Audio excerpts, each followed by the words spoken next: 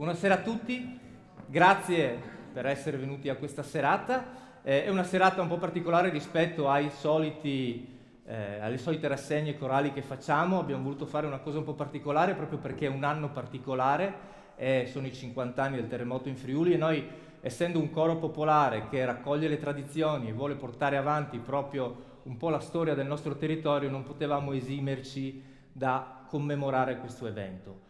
Ci saranno 2 cori che canteranno, ci saranno anche dei testi scritti da Giuseppe Ragogna, che è un giornalista, uno scrittore che ha scritto per tanti anni e sta scrivendo ancora delle nostre località.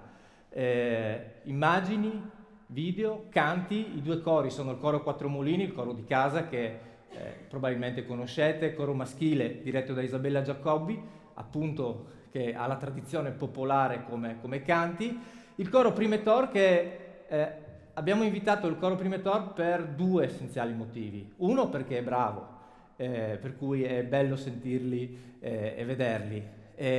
2, perché vengono da Gemona e quindi è sicuramente simbolico per noi avere un coro proprio da quella località che ha vissuto il terremoto nella maniera più tragica. È un coro che ha una storia particolare perché è stato fondato proprio per i 40 anni del terremoto e poi è riuscito comunque ad andare avanti e ancora in attività, come vedrete, per cui è sicuramente bello sentirli e condividere col loro palco. Sarà una cosa un po' particolare perché ci alterneremo, non canterà prima un coro e poi un altro tutto il suo repertorio, ma ci alterneremo e quindi sarà una cosa che sicuramente credo sarà piacevole da sentire.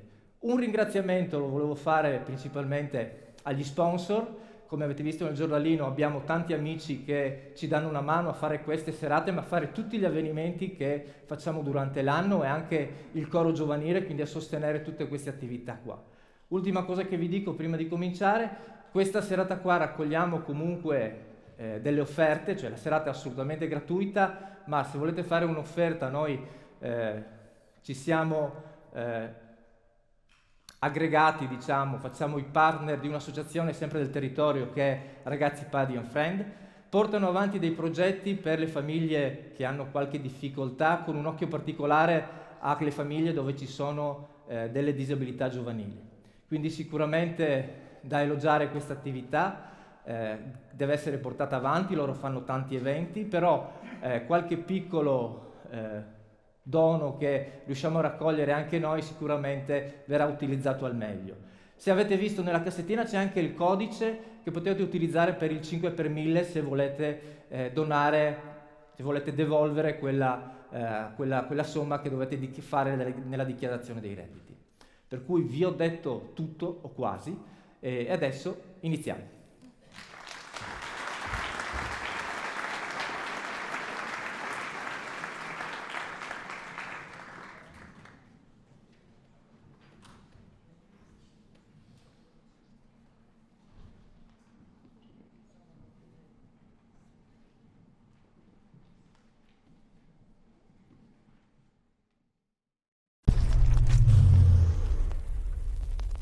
Tra poco ascolterete un eccezionale documento sonoro. È la registrazione della prima scossa del terremoto del Friuli. Un ragazzo di Tricesimo stava riversando della musica da un giradischi. Il microfono rimasto aperto ha registrato una drammatica sequenza.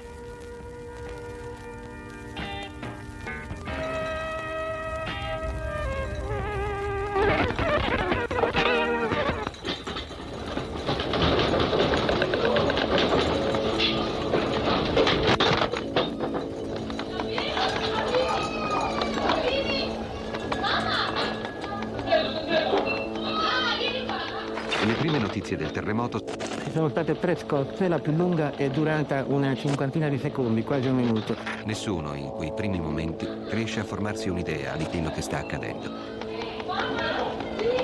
Stanno portando via un bambino di 4 anni. L'hanno trovato sotto le macerie.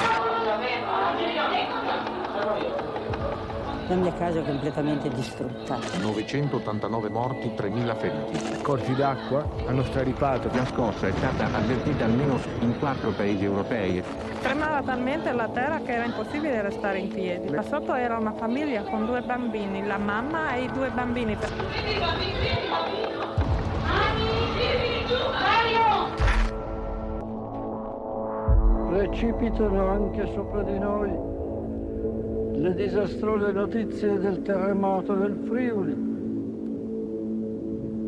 Sentiamoci uniti a quanti sono nella sventura.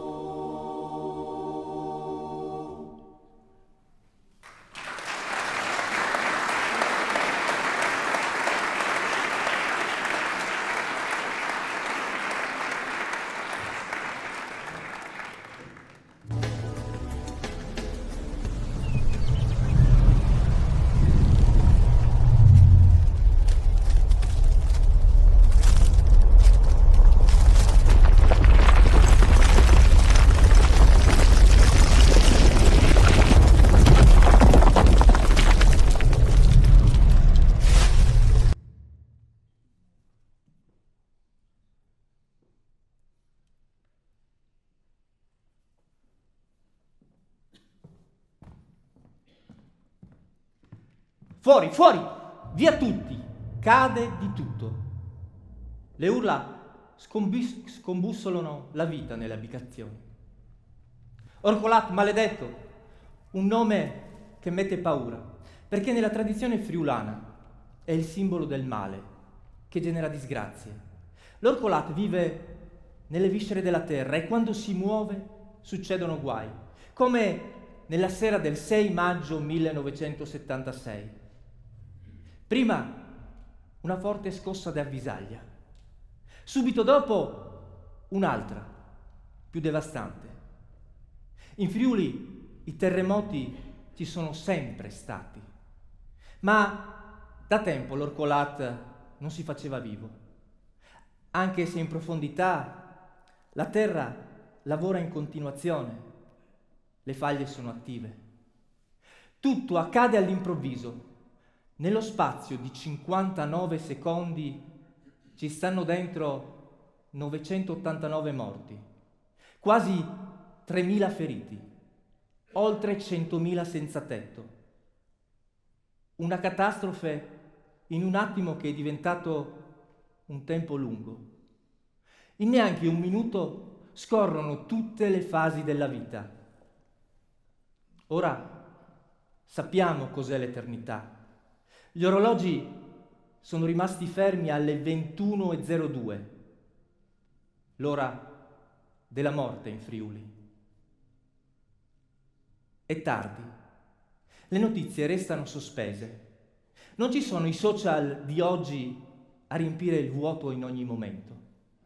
La televisione è lontana dal profondo nord del paese, ancora terra di lucciole e primule. Siamo dimenticati dal potere, non ci conoscono. Dov'è il Friuli? I giornali sarebbero usciti soltanto il giorno successivo per fare chiarezza sulla notte di terrore. Le informazioni sono diffuse dai radioamatori, i primi a raccontare la tragedia del terremoto. Pronto, ci sono crolli, macerie. A voi cosa risulta? Che arrivano ambulanze, i vigili del fuoco, si parla di morti, di feriti, tanti. Scusa, mi intrometto per correggere, sono numerosi anche i morti. Sono crollati alcuni palazzi, una strage. Sì, mi risulta. La gente è sulle strade, meglio dormire all'aperto. Ma chi ha voglia di dormire? Manca la corrente elettrica. C'è la luna, ci sono le stelle, mai così belle. Ma dentro le persone c'è il buio e il buio fa paura.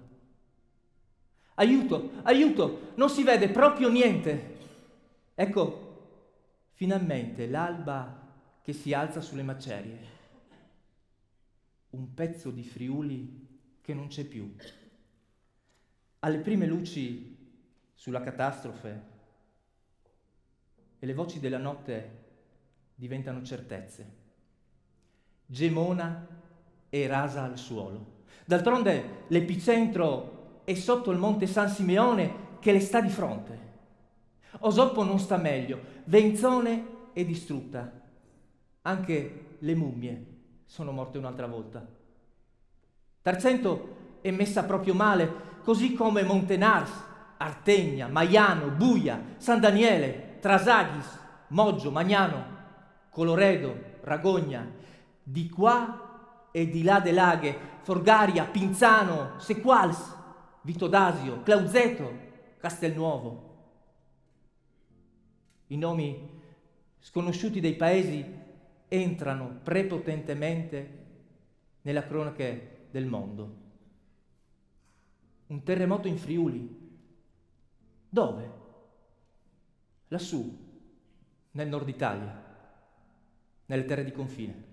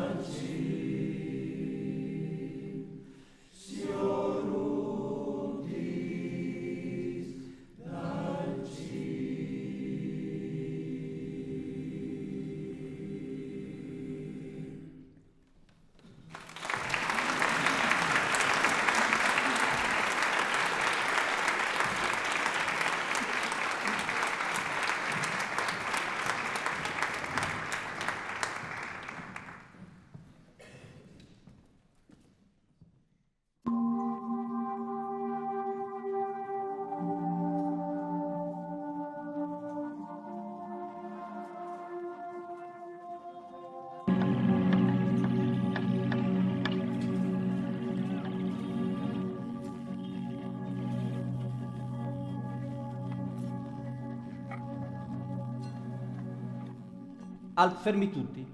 Ho sentito un sussurro sotto quelle tegole. Urla un giovane scout venuto da lontano. Chiama a raccolta altri soccorritori. La conferma è immediata. Sì, è un lamento. Ci si mette a scavare nella speranza di trovare vita, non morte. Per favore, fate piano, sussurrano i familiari, perché papà ha già sofferto tanto. Il corpo martoriato viene tirato fuori dalle macerie, ripulito dai calcinacci. La notizia passa di persona in persona. Il cuore batte, sì, batte con regolarità. Dio sia lodato.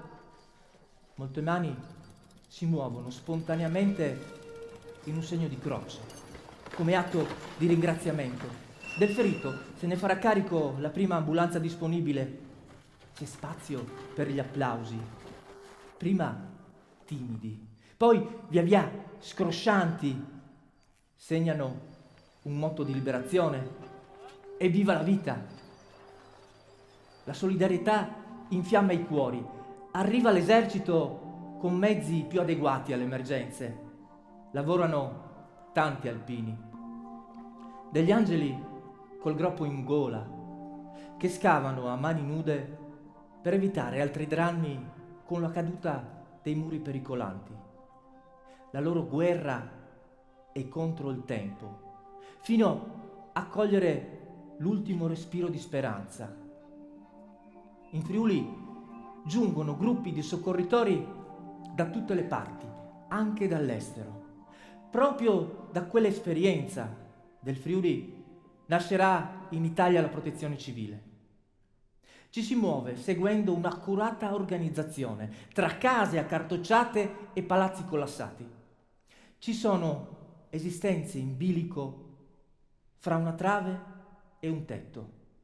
C'è chi piange di gioia e chi versa lacrime di dolore.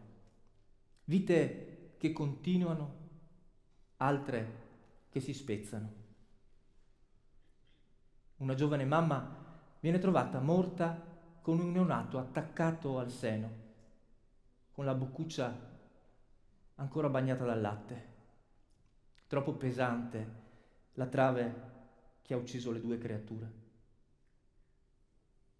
Nel paese vicino, invece, un bambino esce da solo gattonando, facendosi largo tra i calcinacci con le mani impolverate.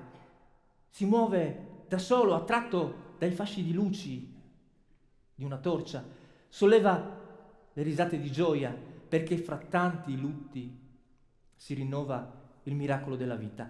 Più in là un'altra bambina piange dalla paura, non ha neanche un graffio, la mamma respira, il nonno appare come un automa, chiede un po' di polenta e formaggio.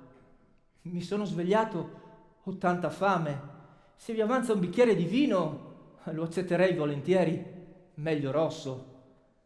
Il tempo scorre tra notizie positive e delusioni. Purtroppo ai giri delle lancette corrisponde una speranza in meno per chi manca all'appello dei propri cari. Poi più niente, nessuna invocazione di aiuto. Troppo tardi. Scende così il silenzio delle tragedie, l'eterno riposo alle troppe vittime, il triste appello: Marco, Francesco, Maria, Milena, Gigi, Gina. Silenzio. Loro non ci sono più. Una giovane affranta arriva all'obitorio di Gemona. 1, 2, 3. Per cortesia, metteteli tutti vicini. Mio fratello, mio padre, mio nonno. Ringrazia e se ne va. Corre a portare un po' di conforto alla madre ricoverata all'ospedale. È tempo di pensare ai vivi. La quiete dopo la tempesta. Filippo, Francesca, Serena sono i figli delle tendopoli, i nati del dopo. Sono i segni della rinascita, perché c'è sempre un prima e un dopo. C'è l'alba che spunta imperterrita anche dopo la notte più buia. La luce che scaccia le tenebre dell'Orcolat. Il nuovo anno zero del Friuli.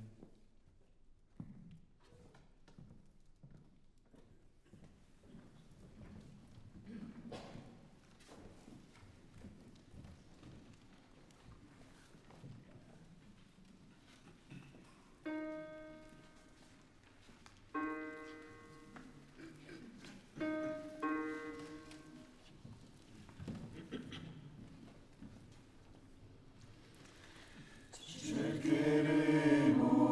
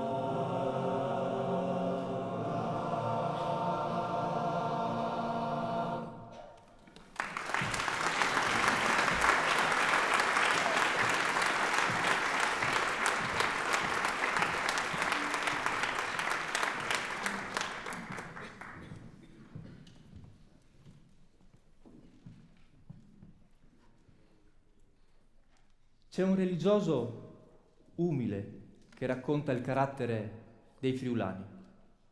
È un uomo tra gli ultimi. Per questo è considerato un eretico, lontano dalle pratiche curiali. Un frate servita che con un'inconfondibile voce cavernosa accompagna il Friuli verso la rinascita. Un'altra, ancora. E padre David Maria Turoldo, da Coderno, scrupoloso osservatore delle fragilità umane, con la passione della poesia e della scrittura. Ricorda, attingendo dalla storia, che i friulani hanno saputo sempre rigenerarsi. C'è gente che ha rifatto già 3 volte la propria casa. Una volta distrutta dalla Prima Guerra Mondiale, un'altra volta bruciata dai nazisti, un'altra volta ancora dall'esondazione dei torrenti o da una delle tante frane di montagne selvagge. Qui si trova sempre la forza per ricominciare. Sarà così anche questa volta, perché l'ostinazione è solamente friulana. A lei il nostro destino. Pensiamo che si deve sempre continuare, sempre andare avanti, senza chiedere nulla a nessuno. Possibilmente, forse neppure a Dio. E pensiamo che sia giusto così. Il friulano sa che questo è un suo dovere. Anche l'orcolat è diverso in Friuli. Dopo l'ondata distruttiva si diffonde l'energia della rinascita, che non si consuma con un semplice rammendo, ma favorisce la ricostruzione del corpo e dell'anima, dov'era, com'era. Nessun danno è qualcosa di irreparabile. Questa volta però sarebbe retorico pensare al Divesoi, avverte padre Turoldo. E allora come si potrà procedere? Da soli non ce la possiamo fare. Il governo stabilisca quello che deve stabilire, che poi passi tutto alla regione, che la regione passi ai comuni, poi penseremo noi, tutti noi, ad amministrarci. E vedrete che non vi disturberemo più. Anzi, già mi dispiace che vi siate disturbati tanto.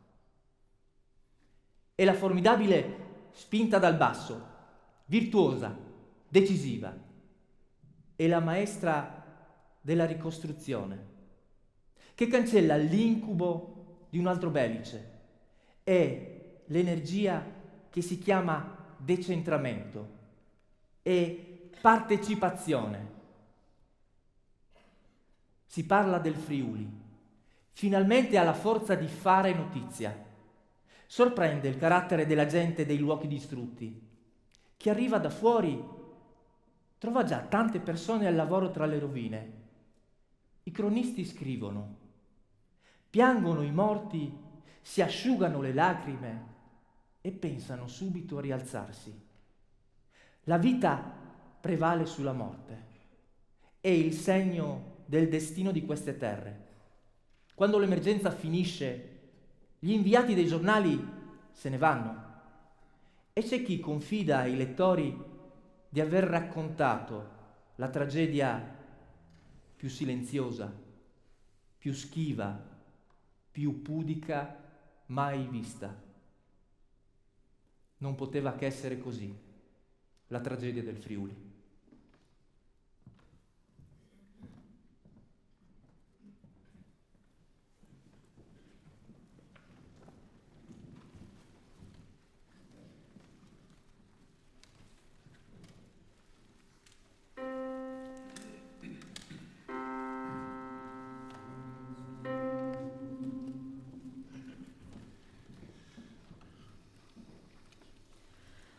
Sulle valli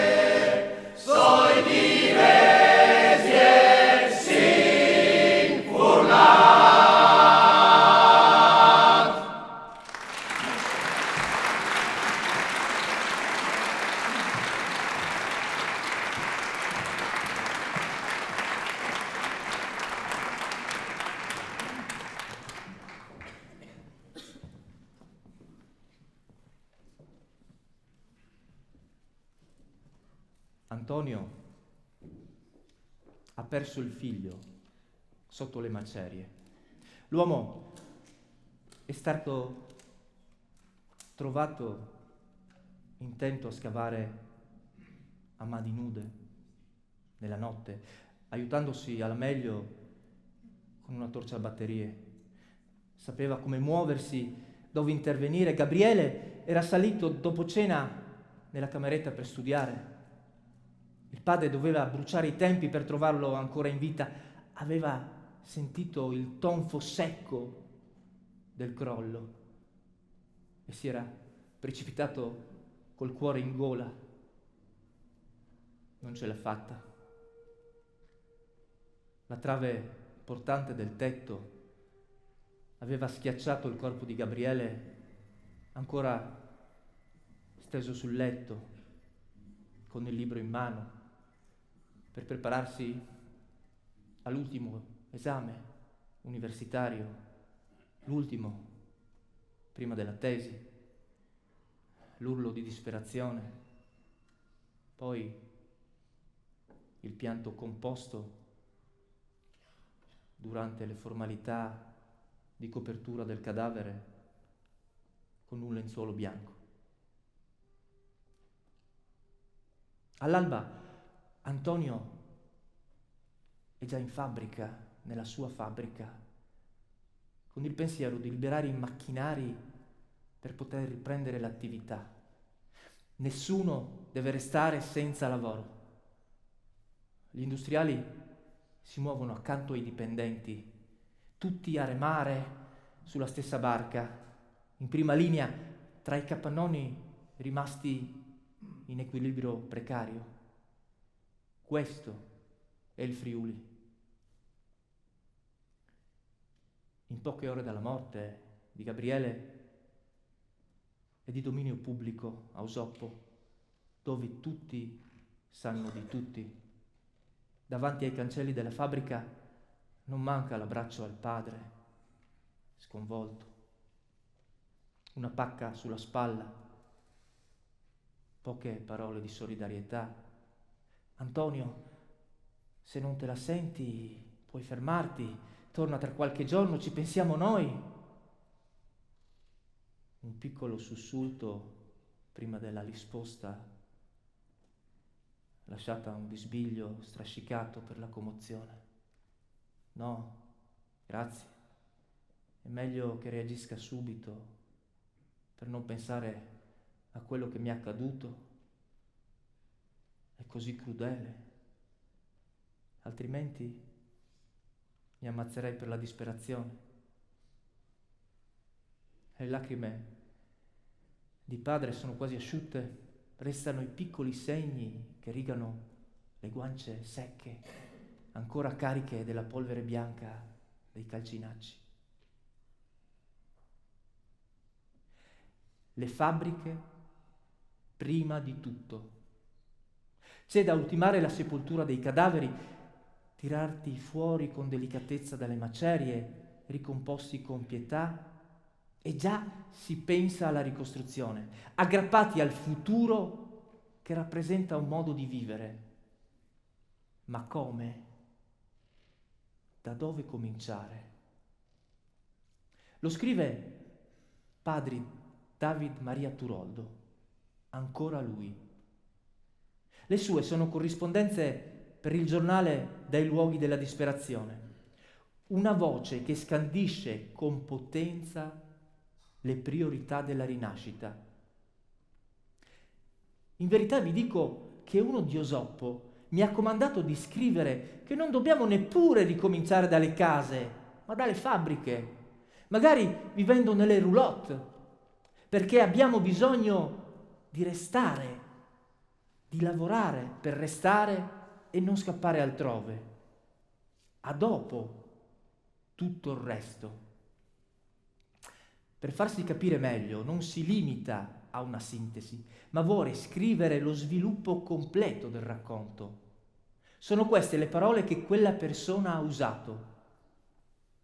Padre, non cominceremo mica di nuovo dalle chiese. Io voglio pregare e pregherò anche per strada, ma prima il lavoro. Capite che non era un ateo a parlarmi in quel modo. Non un maledetto, ma un credente. Proprio così, questo è il carattere dei friulani. Ci pensa l'arcivescovo di Udine, Monsignor Alfredo Battisti, a rendere ufficiali i comandamenti scolpiti dalla Glesie Furlane, quella chiesa dei preti che non si stacca dalla gente. Prima le fabbriche, poi le case e poi le chiese. Fa seguito un'invocazione solenne. Anime dal Friul non sta a morire e l'anima del Friuli non muore.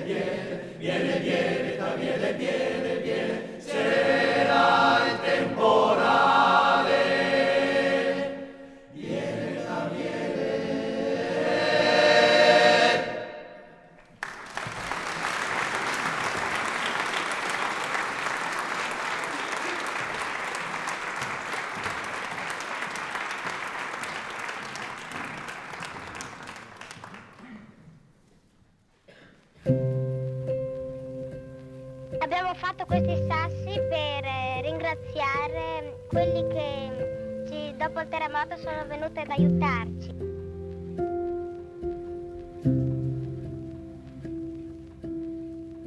Dopo il terremoto non abbiamo potuto fare altri regali perché le nostre case erano cadute e non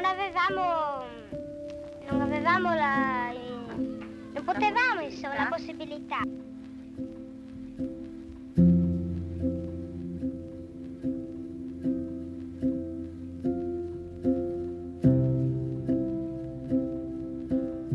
Avete scelto i sassi, no? Lei ha detto perché non avevate altri regali. Che cosa rappresentano per voi i sassi?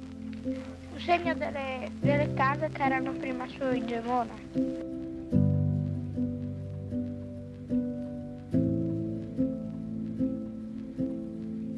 Vittorio invece ha disegnato le rondini. Che cosa hai scritto sotto quel sasso, Vittorio? Spiega un po' che cosa vuol dire. Le rondini ci abbandonano.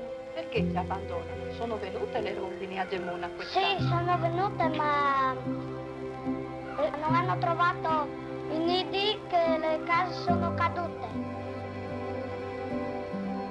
E che cosa speri per il prossimo anno? Del prossimo anno che ritornano tutte le rondini qui, che ritrovano anche loro le case ricostruite.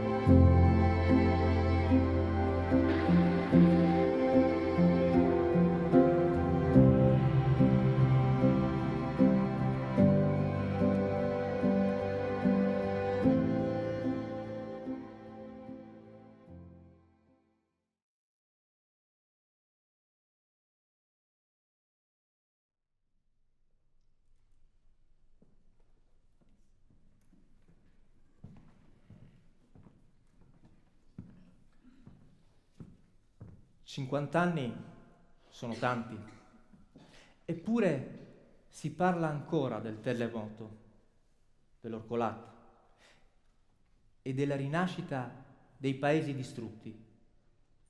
È il segno della storia del Friuli. Il rischio è che nel tempo la polvere copra ogni ricordo. La memoria è fragile. Allora non stanchiamoci di raccontare il terremoto, la solidarietà, la speranza e la rinascita. È il romanzo corale di un popolo. I friulani hanno saputo restare in piedi perché nella ricostruzione è entrato il valore fondamentale della coesione di una comunità. Noi, insieme. I muri possono anche crollare, i tetti sprofondare, ma le parole no, perché contengono l'anima. Sono le pietre di testata d'angolo. I racconti continuano. I padri e le madri raccontano ai figli, i nonni ai nipoti. È estesa la staffetta generazionale. Piano piano toccherà farsene carico ai figli e ai nipoti che non hanno vissuto il 6 maggio 1976. Questa è la storia del nostro Friuli.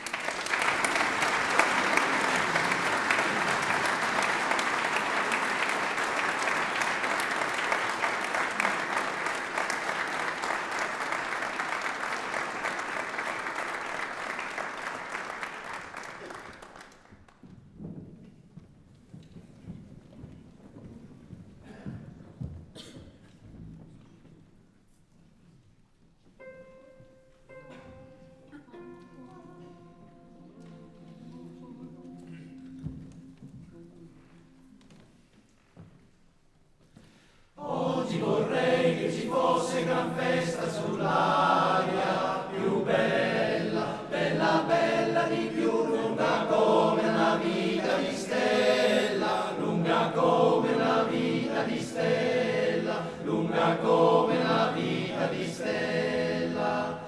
Oggi vorrei che ci fosse gran festa dall'alba, mai sera, sole, sole di più, sole sotto ogni nuvola nera, sole sotto ogni nuvola nera, sole sotto ogni nuvola nera.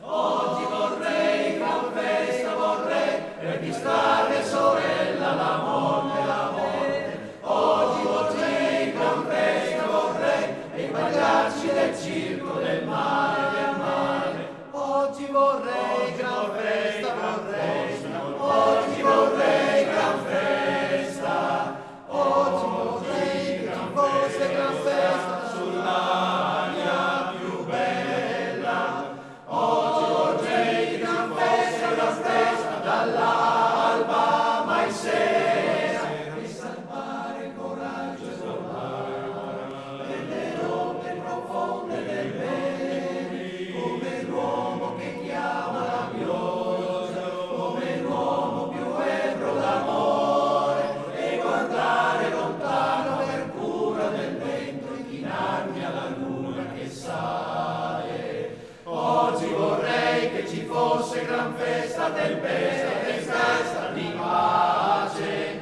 festa, festa, gran festa, festa, gran festa, gran festa, gran festa, festa, festa di più, festa, festa di più, una folla di cuori nel cuore, per guarire i deserti dell'ombra e arginare le notti del nulla. Una folla di cuori, una folla di cuori, una folla di cuori nel cuore. Festa!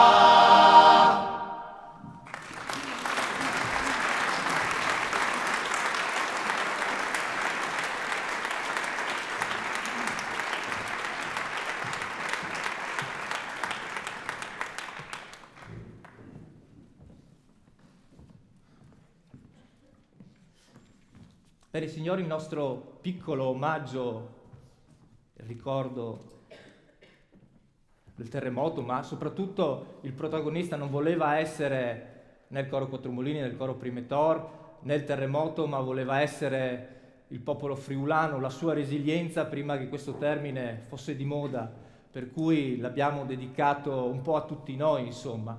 E ovvio che adesso ci serve anche una spalla su cui appoggiarci, chiamiamo l'amministrazione comunale che ci dà sempre una mano, e vorrei chiamare il sindaco e anche stavo per chiamarlo ministro, non so se è un augurio della cultura, Alberto Lucatelli, che così ci danno una mano, e anche Luca Cristianini della Protezione Civile, che ci ha dato una mano prima a mostrarsi, insomma.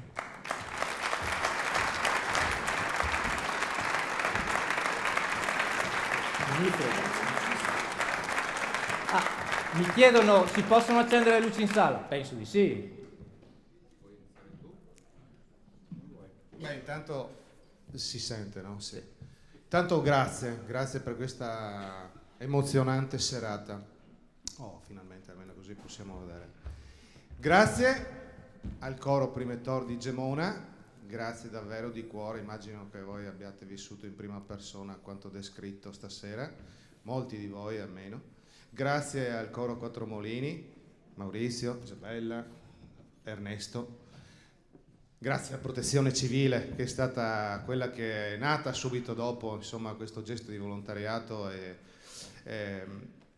in quei paesi duramente colpiti. Grazie all'intuizione dell'allora sottosegretario, mi sembra agli interni, sì, forse sì. deve essere stato sottosegretario agli interni Zamberletti, se non sbaglio.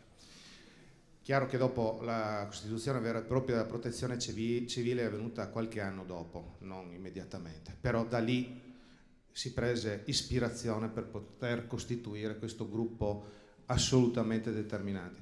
Grazie a Giuseppe Ragogna per i testi.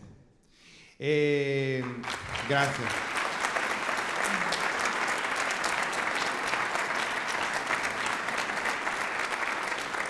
Noi l'abbiamo vissuta in maniera un po' diversa rispetto a voi.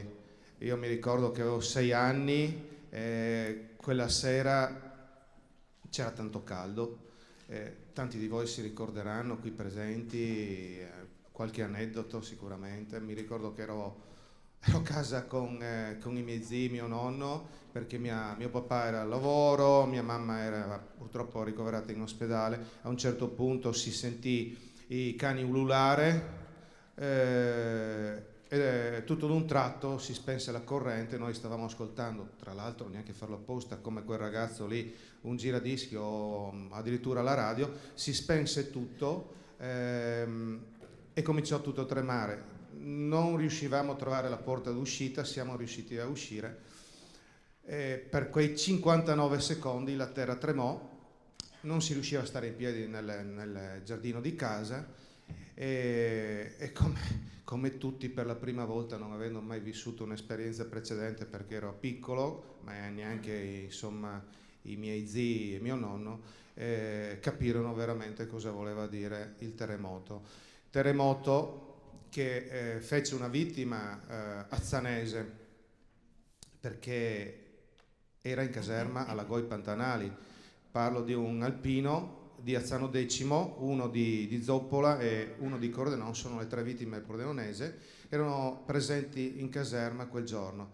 Addirittura la sorte purtroppo è tragica, rientrò il pomeriggio stesso dalla licenza per poi aspettare un'ulteriore licenza da parte del comandante del proprio battaglione per ritornare a casa, perché mancavano 10 giorni al congedo.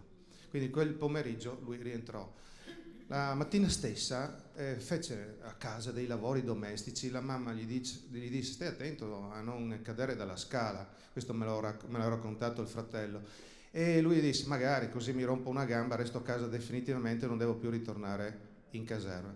Ritornò in caserma alle 21:00, si trovò nelle camerate che poi crollarono e rimase come tanti altri, 29 per la precisione, sotto le macerie. Si chiamava Graziano Mucignato e vorrei fargli fare un passo.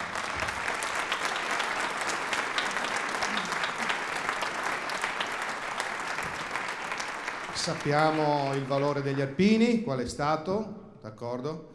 Ci furono 29 vittime, anzi 33 in totale, perché poi anche la pericolosità dei soccorsi purtroppo portò a aumentare il numero delle vittime.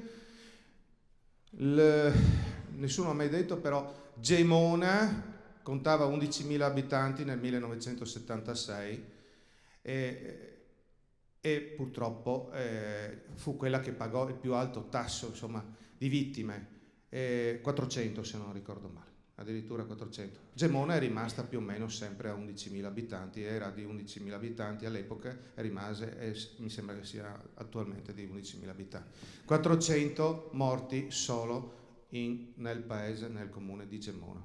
C'è un paesino, mi sembra che è rimasto totalmente abbandonato, non mi ricordo, Portis, lasciato così com'era, no? Sembra che si sia congelato il tempo. E così come tutti gli altri paesi che mi hai ricordato tu, Trasaghi, Svenzone. Però abbiamo ricordato stasera che i friulani non ebbero neanche il tempo di piangere, soprattutto loro, di quelle zone, perché si misero subito alla ricerca dei propri cari, di quelli che rimasero sotto le macerie, si misero subito all'opera per ricostruire.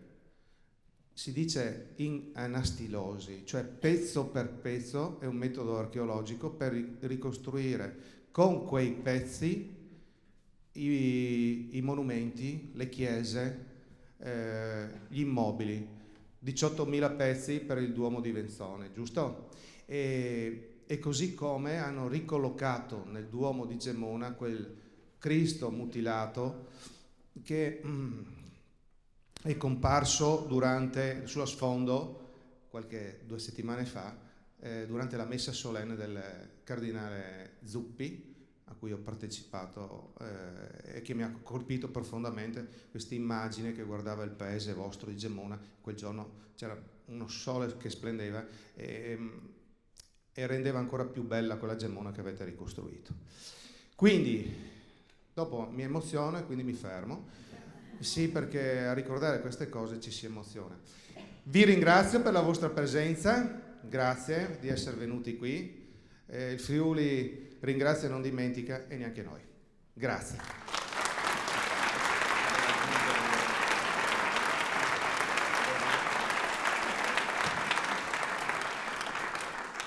Grazie, sono Luca. Prima abbiamo avuto un piccolo momento per presentare il nostro gruppo comunale. Per me è un onore rappresentare il gruppo comunale di Azzano Decimo, oggi capofila di un distretto di 5 comuni, insieme a Pasiano, a Chionsa, a Fiume Veneto e a Pravis Domini, quindi 5 comuni che lavorano in concomitanza di geografia per un unico intento, che è quello dell'azione nel territorio. Un'azione che non si può fare se non c'è prima un'azione di prevenzione, che è quella su cui noi tanto battiamo con l'amministrazione, su cui l'amministrazione c'è sempre molto vicina, per tutte quelle attività che noi mettiamo a terra e che molte volte sono anche difficili da vedere, e lo comprendiamo, per far sì che quando un evento si presenti, poi insomma l'entità del danno si possa un po' ridurre. Quando si entra in protezione civile, come sono entrato io, si imparano subito 2 cose. Prima i DPI sempre addosso, cioè gli scarponi antitaglio e tutto quello che serve, perché senza avere la protezione noi stessi non possiamo proteggere il territorio.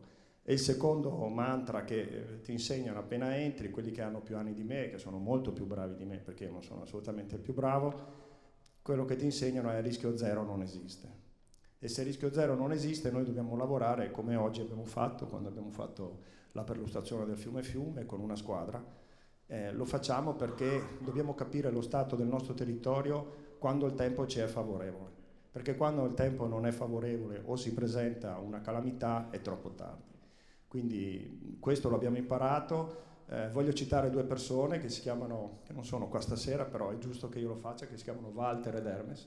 Sono 2 colleghi che nel 93 hanno iniziato questa esperienza. Noi oggi abbiamo 5 veicoli, 3 natanti, abbiamo grazie al comune in concomitanza con la polizia locale 2 droni, abbiamo un nucleo di cui faccio parte di un soccorso fluviale con 7 persone con brevetto per il soccorso in acque correnti, ma tutto questo non ci sarebbe se non c'è il comune vicino, l'amministrazione vicino, ma se 2 colleghi che oggi non ci sono, che stanno bene, sono in salute ma sono a casa, che sono Walter ed Hermes, non avessero cominciato nel 93 in un container con una pala, una forca, una carriola e tanta voglia. Ecco, se questi 2 colleghi che mi sento di citare, perché sono 2 colleghi bravissimi, tra parentesi, che hanno una lunghissima storia alle spalle, se loro non avessero cominciato con niente, oggi noi qui non ci saremmo. Quindi grazie a loro che noi ci siamo e grazie a voi per averci dato lo spazio.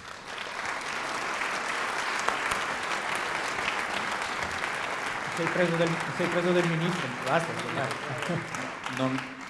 Non credo di poter aggiungere nulla al ricordo del sindaco, alle parole di Luca del ruolo della protezione civile, ma visto che mi hai chiamato ministro, porto il saluto del governo in pregio di questo onore.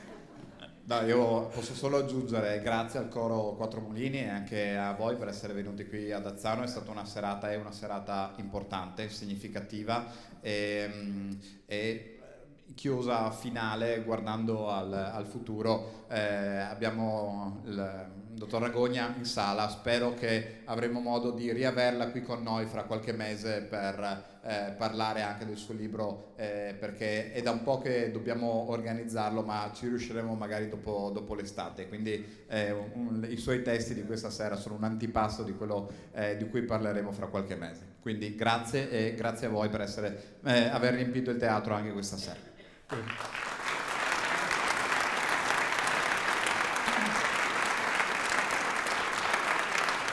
Ciao.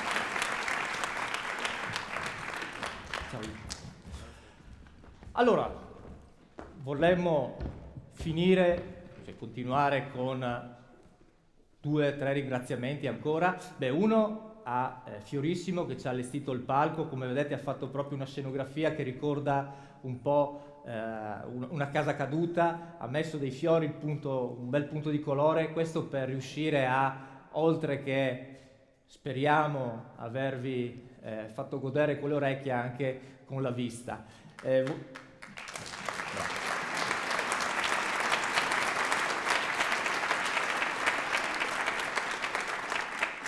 volevo ricordarvi, quando uscite c'è ancora lì la cassettina, se non avete messo prima la monetina fatelo, perché se vi abbiamo emozionato, perché vi abbiamo emozionato, se non vi abbiamo emozionato, provate l'emozione di aiutare qualcun altro, così comunque dovete farlo, insomma. Allora, ultimi ringraziamenti, chiamerei un attimo sul palco, a dir la verità ci sono già, ma le nostre due maestrissime che sono Enrica e Isabella, i nostri due presidenti Maria Rita e Ernesto e Giuseppe Ragogna che ci ha aiutato con i testi.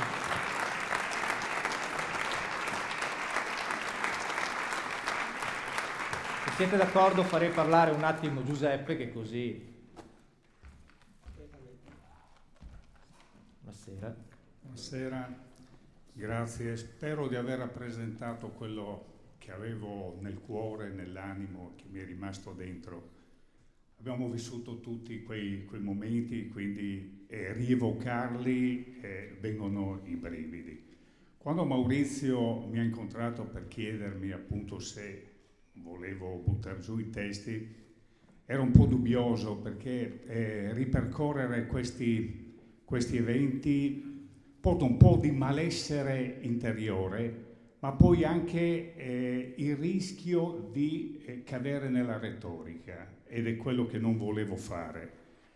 E non vorrei appunto che questo evento venisse accantonato come retorica. È un evento che deve restare nella storia, ed è per questo che dico che bisogna raccontarlo ai figli, raccontarlo ai nipoti, perché questa è la storia del Friuli.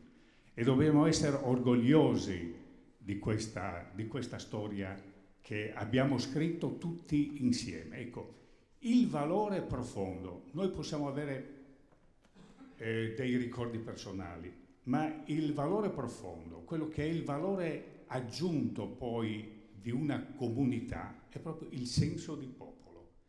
Se il Friuli non avesse trovato questo senso, non sarebbe rinato. Abbiamo visto purtroppo quello che succede in altre realtà. Siamo ancora qua che paghiamo le accise di terremoti che sono accaduti più di 100 anni fa. E siamo ancora qua a pagare, mentre tutto sommato, proprio per questo essere comunità, noi ce l'abbiamo fatta e dobbiamo essere orgogliosi.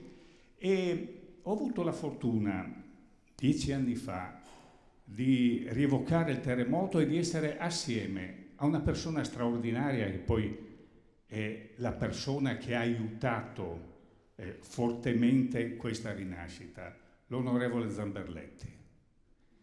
Io lo ricordo con commozione per la semplicità della persona, questo personaggio di Varese. Mi disse: non conoscevo il Friuli, non ero mai stato.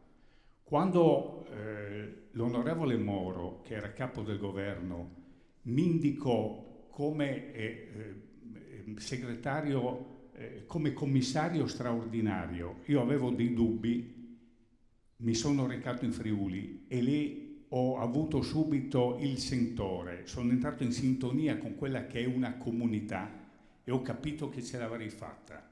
In Friuli ce l'ho fatta.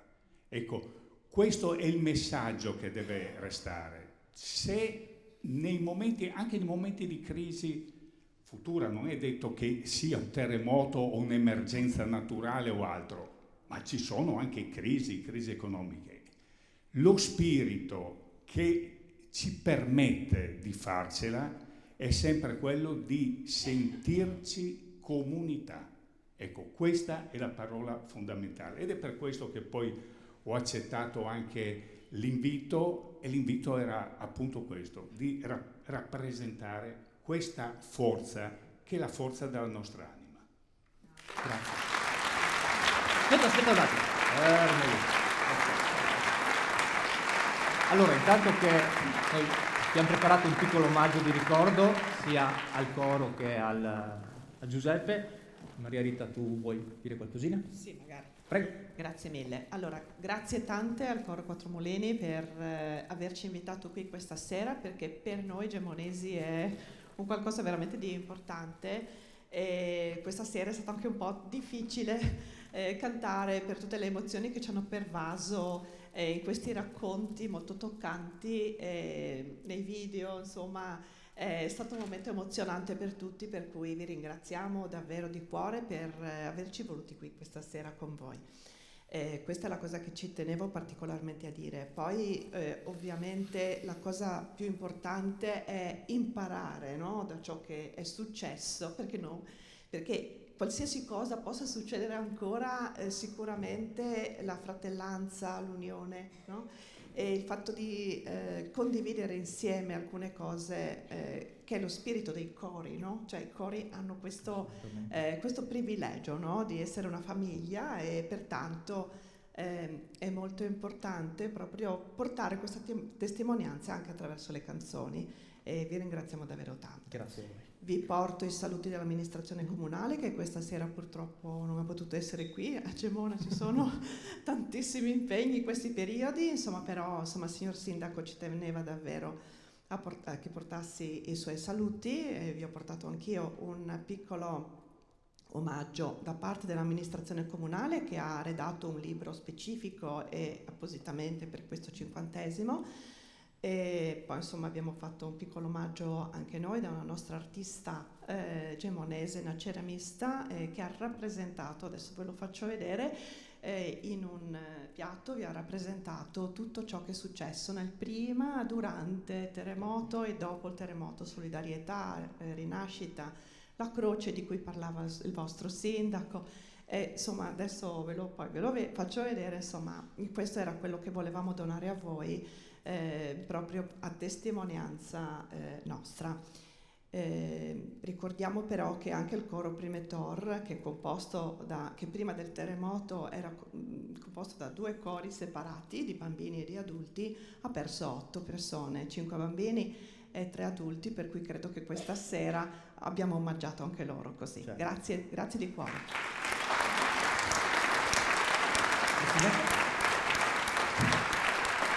Noi abbiamo pensato, anche noi abbiamo avuto la stessa idea. Comunque abbiamo pensato di omaggiarvi con questa ceramica, che è stata confezionata da una nostra ceramista di Azzano, e ringraziandovi tanto. Siamo stati veramente contenti di avervi qua. Non la vedete, ma faccio finta di farvela vedere. Così giriamo tutti e 2. Ok, grazie mille, e niente, spero che il pubblico sia stato soddisfatto di questa presentazione, di questo concerto, un po' emozionante, un po' così, come si suol dire, nel ricordo del passato è sempre un qualcosa che i ricordi dell'anima, no? Come si dice, e naturalmente quando si pensa a queste cose, a questi avvenimenti, c'è sempre qualcosa che rimane dentro di triste, di malinconico. Comunque speriamo di avervi fatto vivere una piacevole serata, ecco. Adesso vorrei fare un omaggio anche al signor Ragogna per la sua collaborazione. È un'incisione che è stata confezionata in occasione del 30° anniversario del coro, e quindi gliela daremo volentieri. Prego. Allora, questo a te, questo a me. Il libro, sì. Sì. Ah, tutto? Anche la borsetta? Ah, che bene. Metti dentro.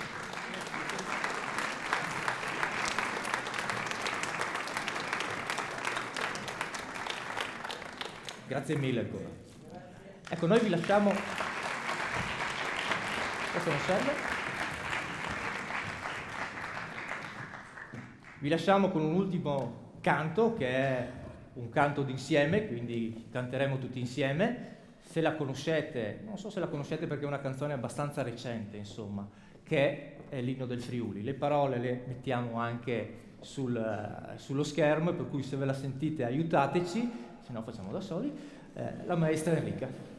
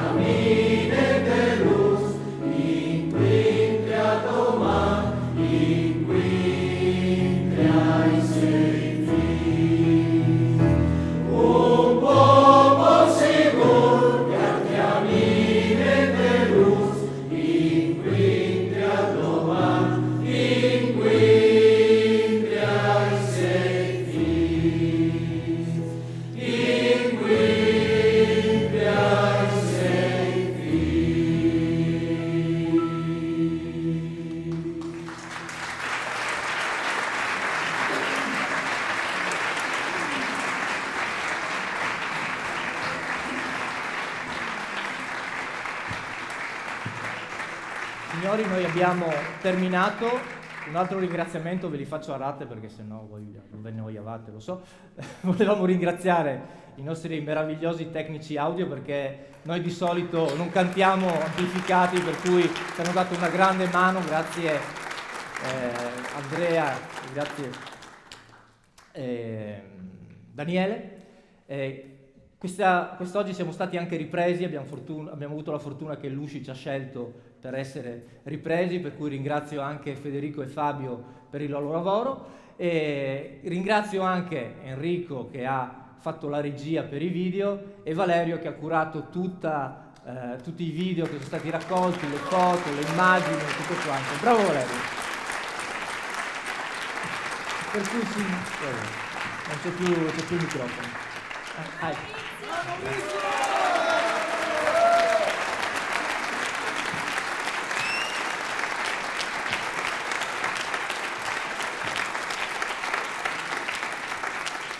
Signori, buonanotte, buon rientro, speriamo di avervi fatto passare una bella serata. Grazie a tutti.